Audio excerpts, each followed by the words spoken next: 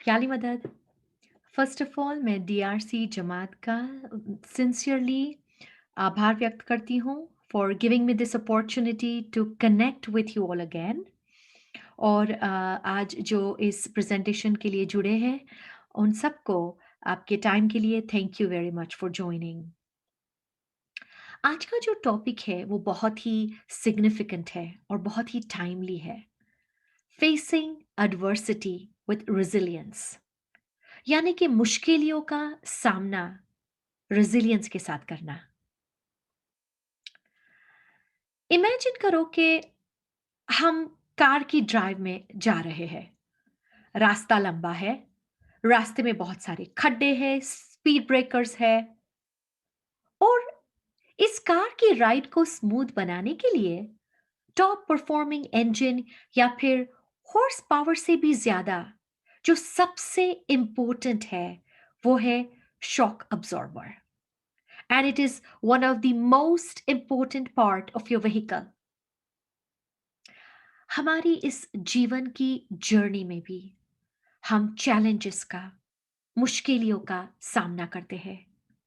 चाहे वो financial challenges हो, हेल्थ इश्यूज हो, करियर चैलेंजेस हो, या फिर फैमिली रिलेशनशिप हो। हर चैलेंज या एडवर्सिटी का सामना हम रेजिलियंस के साथ कर सकते हैं। रेजिलियंस वो हमारा इंटरनल शॉक अब्सॉर्बर है। और देखिए, ये जो कार के शॉक अब्सॉर्बर रोड के खड्डे या जो पॉटहोल्स है उसे दूर नहीं कर सकते, लेकिन कार की राइड को स्मूथ जरूर बना सकते हैं।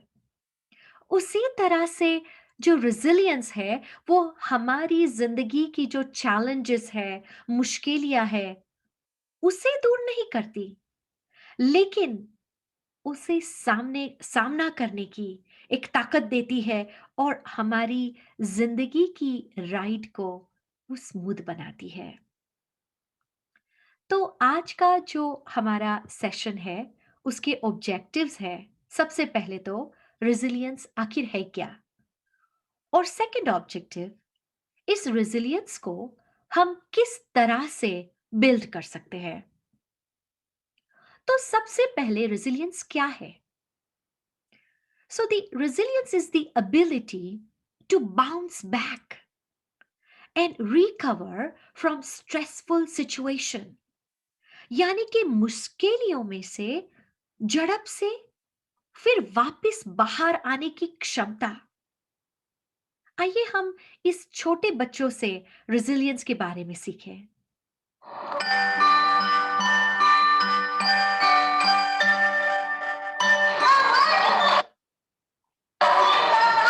Morning, everyone!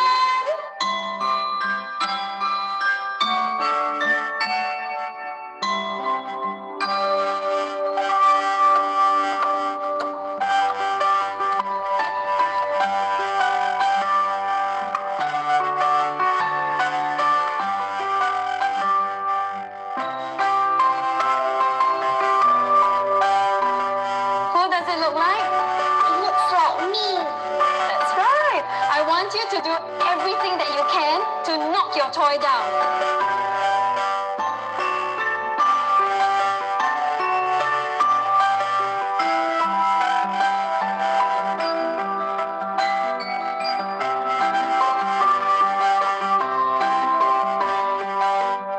Who is the strongest in class? Jaron, come on up, please. I'm going to give Jaron a prop, and he's going to try to knock it off the table. Ready, Jaron?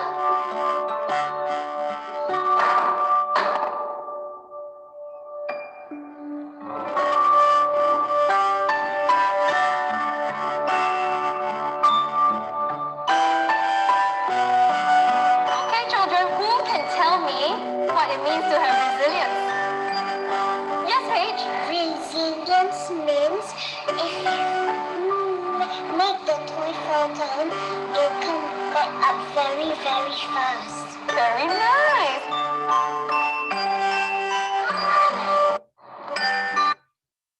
Okay. So resilience ये मुश्किलों में से bounce back करने की क्षमता है। कितने भी हमारे चैलेंजेस हमारी ज़िंदगी में आते हैं, हम दोबारा खड़े हो जाते हैं, उस रेज़िलियंस कहते हैं। लेकिन ये रेज़िलियंस किस तरह से डेवलप कर सकते हैं? हम कभी-कभी सोचते हैं कि बिकॉज़ मेरे साथ इस तरह से हुआ है, इसलिए मैं बहुत दुखी हूँ। यानी कि हम ये सोचते हैं कि हमारे साथ जो एडवर्सिटीज़ होती है, जो चैलेंजेस आती है, उसकी वजह से हम दुखी होते हैं। लेकिन जो साइकोलॉजिस्ट और रिसर्चर डॉक्टर एल्बर्ट एलिस है, उन्होंने एक डिफरेंट थ्योरी यूज़ किए है और उन्होंने एबीसी मॉडल प्रपोज़ किया है। इसमें ए स्टैंड्स फॉर एडवर्सिटी यानी कि मुसीबत और बिलीव्स यानी कि हमारे थॉट्स, हम जिस तरह से उस एडवर्सिटी को इंटरप्रेट करते हैं, उसका अर्थघटन करते हैं। और ये कहते हैं कि हम जिस तरह से हमारी मुश्किलों का अर्थघटन करते हैं, उसके मुताबिक हमें हमारी फीलिंग्स को हम महसूस करते हैं। हम उस प्रकार की कॉन्सिक्वेंसेस होते हैं। फॉर एग्जाम्पल, मानो कि मुझे जॉब नहीं मिला। अभी ये एक चैलेंज है कि मुझे जॉब नहीं मिला। अभी इस मुश्किल को मैं किस तरह से, कौन से नज़रिए से देखती हूँ? अगर मैं सोचती हूँ कि मैं इस जॉब के लिए काबिल ही नहीं हूँ, मेरे में कोई क्षमता ही मैं कोई मेरे में एबिलिटीज़ ही नहीं है और मैं अपनी हार मानती हूँ, तो कॉन्सिक्वेंसेस क्या होंगे कि मैं डिसअपॉइंट हो जाऊँगी, मैं हताश हो जाऊँगी। लेकिन इसके कॉन्ट्राडिक्टरी, अगर मैं ये सोचती हूँ कि ये जॉब मुझे नहीं मिला, तो मेरे में शायद कुछ कमियाँ हैं जो मुझे डेवलप करनी है। मुझे अपने आप को शायद अपग्रेड करना है या फिर मैं और थोड़ी जॉब्स के लिए भी अप्लाई करती हूँ। अभी क्या हुआ कि मैंने मेरे नज़रिए को बदली, इस चैलेंज को मैंने अलग तरीके से उसका अर्धघटन किया और उसकी वजह से जो मेरे फीलिंग्स हो गए इस बार, वो मेरे अपने आप को तैयार करने में, मेरी एनर्जी लगाने में होगी। यानी कि मैं बाउंस बैक करके एक री एनर्जाइज होके अपनी इस मुसीबत का सामना करती हूँ। तो हम हमारी परिस्थितियों को बदल नहीं सकते, लेकिन हम उसे किस तरह से रिस्पॉन्ड करें, उसे हम ज़रूर कंट्रोल कर सकते हैं। हमारे चैलेंजेस को जितना ज़्यादा हम पॉजिटिवली रिस्पॉन्ड करेंगे, उतना ज़्यादा पॉजिटिव परिणाम होगा। तो हम इस नज़रिए को पॉजिटिव करने के लिए, इस बिलीफ को, इस हमारे इंटरप्रिटेशन को पॉजिटिव करने के थोड़े विचार, थोड़ी स्ट्रैटेजीज को डिस्कस करेंगे। तो सबसे पहली जो स्ट्रैटेजी है, वो है accept what you can not change. हम स्वीकार करें उस परिस्थितियों का जिसे हम बदल नहीं सकते। देखिए, चाहे हम लाइफ में कितनी भी प्लानिंग करें, कभी कभी जीवन में ऐसी चीजें होती है जिस पर हमारा कोई कंट्रोल नहीं होता। हम उस सिचुएशन को बदल नहीं सकते। तब उस परिस्थिति को सबसे पहले हम उसका स्वीकार करें। और जब हम स्वीकार नहीं करते हैं, रेजिस्ट करते हैं, डिनाई करते हैं, तब हम दुखी होते हैं। लेकिन जब हम परिस्थिति को एक्सेप्ट करते हैं, तब हम रैशनली सोच सकते हैं और मूव ऑन कर सकते हैं, उसे टर्न अराउंड करते हैं। और जो जिंदगी है, उसके अंदर मुश्किलियां आती है।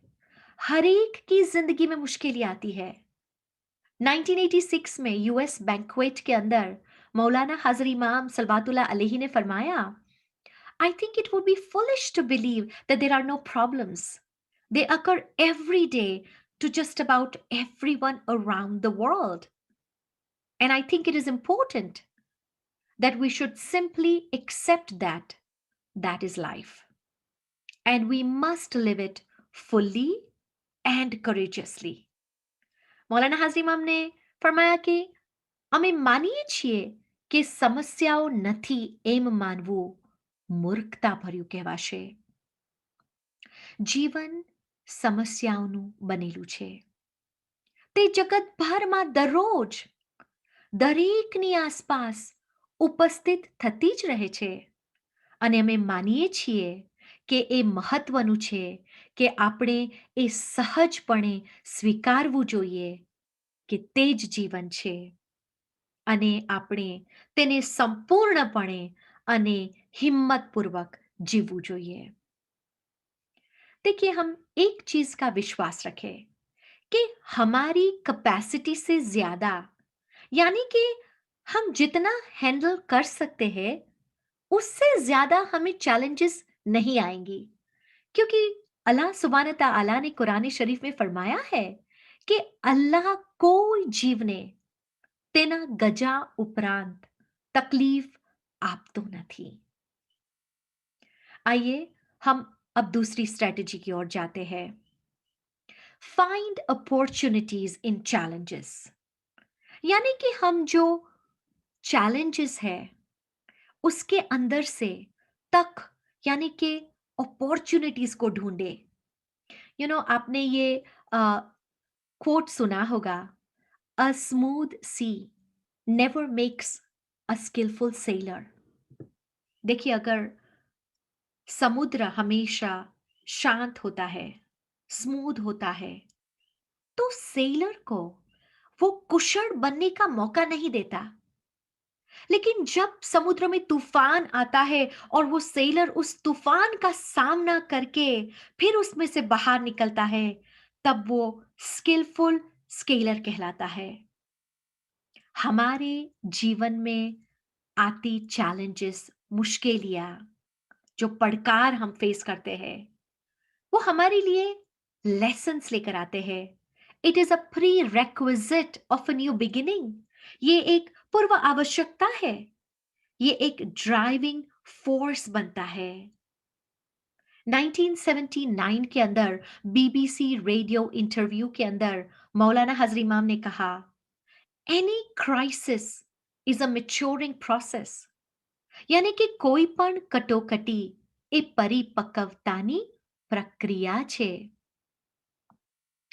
नेचर हमें बहुत सारे लेसन्स और मैसेजेस देता है. देखिए, अभी जब हम सीड्स को, यानी कि बीज को जमीन में प्लांट करते हैं, उसके पहले हम उस जमीन को प्लाव करते हैं, यानी कि उस जमीन में हल चलाते हैं और उसके बाद हम उस बीज को बोते हैं और उसके बाद ही अच्छी फसल आती है. हजारों साल तक जब कार्बन, यानी कि कोयले के ऊपर प्रेशर डालने में आता है, तब जाके डायमंड बनता है. जब हम चैलेंजेस को फेस करते हैं, तब वो हमारी बाउंड्रीज को पुश करता है और हमारी इनर स्ट्रेंथ को बाहर लाता है. आपको याद होगा कि जब एग्जाम टाइम्स होते थे, तो हम पूरी रात जागते थे, हम इतनी मेहनत करते थे और फिर सुबह उठ के भी हमारे में वो स्टेमिना होती थी कि हम एग्जाम अच्छी तरह से लिख कर आते थे. न जाने कहां से वो स्टेमिना आ जाती थी. देखिए, हमारे कंफर्ट जोन से जब हम बाहर निकलते हैं, तब वो हमारे अंदर के पोटेंशियल को एक्सटेंड करता है. हम इस पेंडेमिक में से पसार हो रहे हैं. ये एक चैलेंजिंग टाइम है, लेकिन इस चैलेंजिंग टाइम के अंदर भी कितने लोगों ने नई नई स्किल्स सीखी है. किसी ने नई लैंग्वेज सीखी है, किसी ने अपने आप को अपग्रेड किया है, तो कोई किसी ने नई बुक्स रीड की है, तो किसी ने अपने आप को फिजिकली फिट बनाया है. जब चैलेंजेस आती है तो वो हमें मजबूत बनाने के लिए आती है. अलामा इकबाल बहुत ही खूबसूरत कहते हैं, तुंदिए बाद ए मुखालिफ से न घबरा, ए उकाब, ये तो चलती है तुझे ऊंटा ऊंचा उड़ाने के लिए। गाली ये जो इकबाल कहते हैं कि O eagle, don't be afraid of the hot opposing wind, it only blows to fly you even higher. वो कहते हैं कि ए ईगल, तो इस जो अपोजिंग विंड्स जो आ रही है, जो सामने से जो विंड आती है, उससे तू ना घबरा, क्योंकि वो तो तुझे ऊंचा उड़ाने के लिए आ रही है। इसी तरह जो चैलेंजेस है, जो ऑपोजिट विंड्स की तरह आती है, वो हमें आगे बढ़ाने के लिए आती है। मौलाना हाजरी इमाम ने अप्रैल 23 2020 में जो ग्लोबल मैसेज हमें भेजा था, उसमें मौलाना हाजरी इमाम सलवातुल्लाह अलैहि ने फरमाए थे, આપણે અત્યારે વર્તમાન પડકારને પહોંચી વળવા ઉપર ધ્યાન કેન્દ્રિત કરીએ છીએ, ત્યારે જમાતે અને અમારી સઘળી સંસ્થાઓએ મજબૂતી અને સમજદારીપૂર્વક ભવિષ્યનું ઘડતર કરવાનું आयोजन करવું જોઈએ। देखिए ये जो पड़कार का समय है, उस समय में मौलाना हाजरी इमाम हमें घड़तर करने का कहते हैं, उस चैलेंजिंग टाइम में बिल्ड करने के लिए हमें गाइडेंस देते हैं। जो तीसरी स्ट्रैटेजी है वो है फेल फॉरवर्ड। जीवन में बहुत मर्तबा हम हमारे एक्सपेक्टेड रिजल्ट्स हमें नहीं मिलते, हम फेल होते हैं। तब उस फेलियर को हम हमारा टीचर बनाएं। आइंस्टाइन ने कहा है कि failure is success in progress. देखिए जब हमें हमें कोई चीज नहीं मिलती है, हम फेल होते हैं, तो उस फेलियर को हम स्टेपिंग स्टोन बनाएं, उसमें से सीखें। और हमारे पास इतने सारे एग्जाम्पल्स हैं कि जिन्होंने फेलियर्स के थ्रू ही सक्सेस तक पहुंचे हैं। इनफैक्ट हम जितनी बड़ी सक्सेस स्टोरीज देखते हैं, वो एक्चुअली बड़े फेलियर्स की स्टोरीज है। फर्क इतना है कि इन लोगों ने क्विट नहीं किया, उन्होंने हार नहीं मानी, लेकिन उन्होंने बाउंस बैक किया और दोबारा उन्होंने कोशिश की, उस फेलियर्स को स्टेपिंग स्टोन्स बनाए और आगे बढ़े। चाहे वो थॉमस एडिसन हो, माइकल जॉर्डन हो, वॉल्ट डिज्नी हो, या फिर बिग बी अमिताभ बच्चन हो, या फिर जेके रोलिंग हो। और देखिए हम सब मिस्टेक्स करते हैं, ह्यूमन बींग्स मिस्टेक्स करते हैं, लेकिन जब हम उस मिस्टेक्स का अफसोस करते रहते हैं, तो उस अफसोस करने के बजाय हमें उसे करेक्ट करने की जरूरत है। 2014 के अंदर मौलाना हजरी इमाम ने ब्राउन यूनिवर्सिटी के अंदर स्टूडेंट्स को एड्रेस किए थे। उस एड्रेस के बाद उन्होंने स्टूडेंट्स को एडवाइस दी थी। आइए हम मौलाना हाजरी इमाम के मुख से इस एडवाइस को सुने। And I think the final thing I would say is everybody makes mistakes. Never regret them, but correct them. But there's no such thing as a perfect world or a perfect life. Very good advice. हाजरी इमाम ने कहा, everybody makes mistakes, never regret them but correct them. हर कोई mistake करता है, लेकिन उस मिस्टेक से हम सीखे और आगे बढ़े। और लाइफ में जब हम फेलियर्स को फेस करते हैं, तब हम उसे एनालाइज करें, रिफ्लेक्ट करें, और उस सेटबैक्स में से हम लर्न करके आगे बढ़े, फेल फॉरवर्ड। हरिवंश राय बच्चन ने बहुत सारी इंस्पायरिंग पोएम्स लिखी है।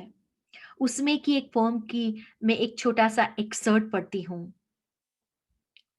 नन्ही चींटी जब दाना लेकर चलती है, चढ़ती दीवारों पर 100 बार फिसलती है। मन का विश्वास रगों में साहस भरता है। चढ़कर गिरना, गिरकर चढ़ना न अखरता है। आखिर उसकी मेहनत बेकार नहीं होती, कोशिश करने वालों की कभी हार नहीं होती। तो हम हमारी जो फेलियर्स है उससे आगे बढ़े, फेल फॉरवर्ड। जो नेक्स्ट स्ट्रेटजी है वो है seek strength from family and friends. यानी कि हमारी जो फैमिली है और फ्रेंड्स है उससे हम स्ट्रेंथ सीख करें। देखिए अल्लाह ताला ने जो हमें सबसे प्रेशियस गिफ्ट दी है वो है हमारी फैमिली। और इस फ्रेंड्स और फैमिली हमें खुशी देता है, सुख, कंफर्ट, एनकरेजमेंट देता है। हमने सुना होगा कि family is an anchor during rough waters. जब जीवन में उतार चढ़ाव आते हैं तब फैमिली एक एंकर यानी कि लंगर का काम करता है। एक शिप जो होता है वो उस एंकर है जो शिप को सुरक्षित और सलामत रखता है। खराब वेदर के टाइम पे एंकर कंट्रोल करने में मदद करता है। इसी तरह से जीवन के चैलेंजेस के अंदर फैमिली एंकर की तरह सलामत रखती है। किसी ने बहुत अच्छा कहा है, संबंध एटले જ્યાં શબ્દો ગોઠવ્યા વગર વાત કરી શકાય, આંસુ છુપાવ્યા વગર રડી શકાય, સંકોચ રાખ્યા વગર મદદ માંગી શકાય।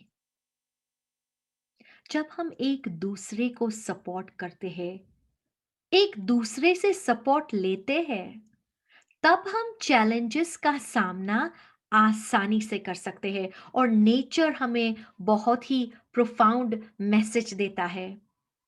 सैन फ्रांसिस्को के पास रेडवुड ट्रीज है, बहुत सारे रेडवुड ट्रीज है। अभी बरसों से ये ट्रीज अर्थक्वेक्स और तूफानों का सामना कर रहे हैं, लेकिन फिर भी अड़क खड़े हैं। अभी नॉर्मली जब भी ट्रीज के रूट्स डीप होते हैं तब वो तूफानों का सामना आसानी से कर सकते हैं। लेकिन इंटरेस्टिंगली रेडवुड ट्रीज के रूट्स डीप नहीं है। और बायोलॉजिस्ट्स वंडर करते हैं कि ऐसा पॉसिबल ही कैसा है।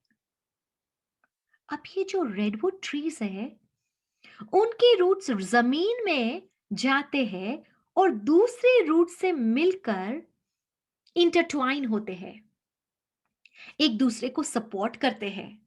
यानी कि हर एक ट्री दूसरे ट्री को डायरेक्टली या इनडायरेक्टली सपोर्ट करता है। इसी तरह से फैमिली के मेंबर्स जब एक दूसरे को सपोर्ट करते हैं तो मुश्किलों का सामना आसानी से हम कर सकते हैं। और फाइनली जो लास्ट स्ट्रेटजी है जो कि सबसे इंपॉर्टेंट है, seek strength from faith and never lose hope. देखिए हम रोज हमारी दुआ के अंदर पाक कुरान शरीफ की आयत पढ़ते हैं, इय्याक नअबुदु व इय्याक नस्तईन। यानी कि અમે ફક્ત તારી જ ઇબાદત કરીએ છીએ અને તારી જ મદદ માંગીએ છીએ। हम ये जो मदद मांगते हैं वो उससे मांगते हैं, खुदा से, जो स्ट्रेंथ का रिजर्वायर है, जो सोर्स है इस स्ट्रेंथ का, शक्ति का स्रोत है, जो सबसे पावरफुल है। और जब हम उससे स्ट्रेंथ मांगते हैं वो हमें डायरेक्शन देता है, हमें करेज देता है, प्रोटेक्शन देता है। और इसीलिए हम हमारी पर्सनल प्रेयर्स, पर्सनल जिक्र से हम स्ट्रेंथ सीख करें, हमारी फेथ को हम एक्टिव रखें।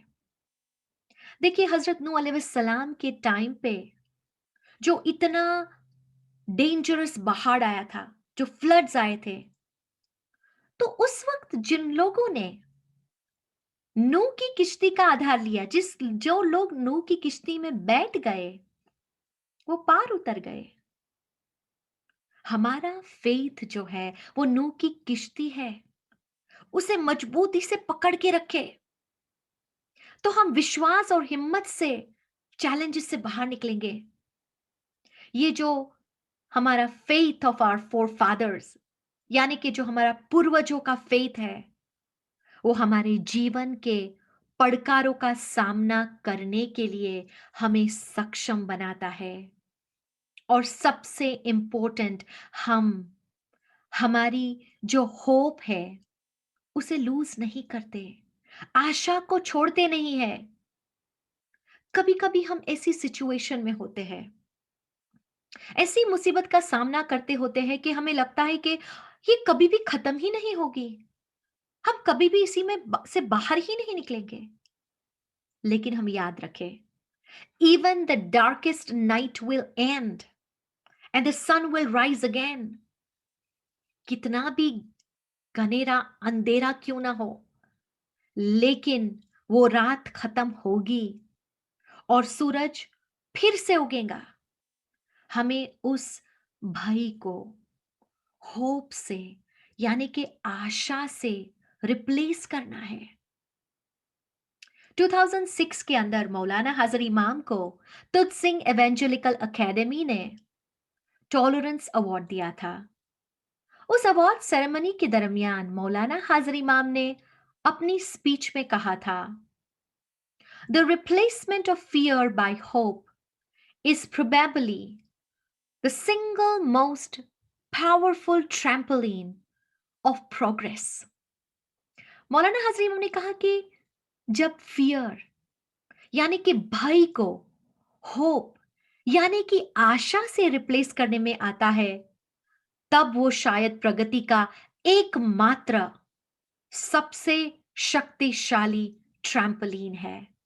जो ट्रैम्पोलिन होता है वो स्प्रिंग बोर्ड के जैसा एक उछाल लाता है, हम बाउंस बैक होते हैं।